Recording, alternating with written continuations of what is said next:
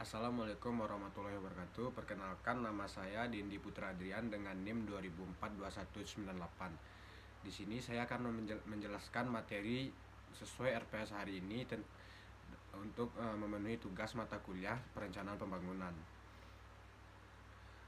Perencanaan pembangunan di Indonesia, perencanaan pembangunan ini sendiri adalah di Indonesia melibatkan sejumlah langkah dan proses yang kompleks. Ini termasuk identifikasi masalah, penetapan tujuan dan alokasi sumber daya, dan pelaksanaan program-program pembangunan. Badan bertanggung jawab perencanaan pembangunan yang bertanggung jawab atas perencanaan di Indonesia adalah Perencanaan Pembangunan Nasional atau Bappenas. Mereka merumuskan rencana pembangunan jangka menengah panjang dan rencana pembangunan jangka menengah nasional atau biasa disebut dengan RPJMN, dan rencana pembangunan jangka panjang nasional disebut dengan RPJPN.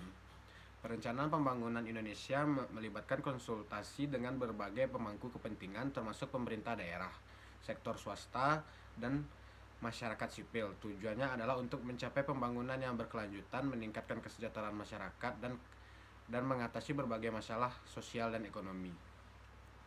Selain itu, perencanaan pembangunan juga harus mempertimbangkan isu-isu lingkungan, kesejahteraan sosial, ketahanan ekonomi, dan aspek-aspek yang berkaitan dengan pembangunan berkelanjutan. Proses ini dapat melibatkan analisis data dan pemodelan ekonomi dan evaluasi dampak program pembangunan dalam pembangunan.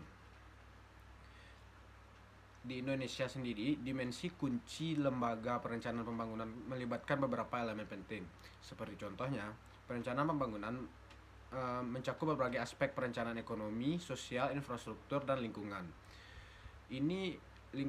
Proses ini melibatkan berbagai lembaga dan dimensi termasuk perencanaan pembangunan nasional yang dilakukan oleh Badan Perencanaan Pembangunan yang merumuskan rencana pembangunan jangka menengah nasional RPJMN untuk mengarahkan pembangunan ekonomi dan sosial. Dimensi pembangunan ini melibatkan pembuatan kebijakan dan regulasi yang mendukung pembangunan. Lembaga utama yang terlibat dalam Kementerian Koordinator Bidang Perekonomian, Kementerian Keuangan, dan Kementerian Perencanaan Pembangunan Nasional.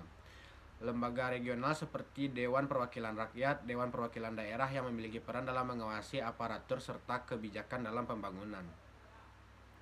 Lembaga eksekutif presiden dan kementerian-kementerian terkait seperti Kementerian Pekerjaan Umum dan Perumahan Rakyat PUPR, Kementerian Energi dan Sumber Daya Mineral ESDM, dan lainnya yang bertanggung jawab atas pelaksanaan program-program pembangunan.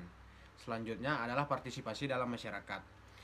Dimensi ini penting untuk memastikan keberlanjutan pembangunan dalam lingkungan masyarakat.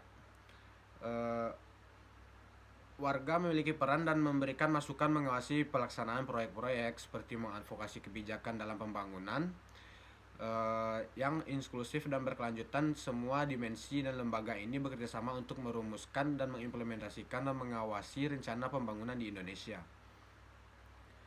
Rencana pembangunan nasional biasanya disusun dalam RPJMN yang dijabarkan dalam rancangan provinsi, kabupaten, dan kota.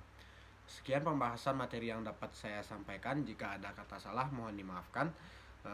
Saya akhiri dengan wabillahi taufiq wal hidayah. Wassalamualaikum warahmatullahi wabarakatuh.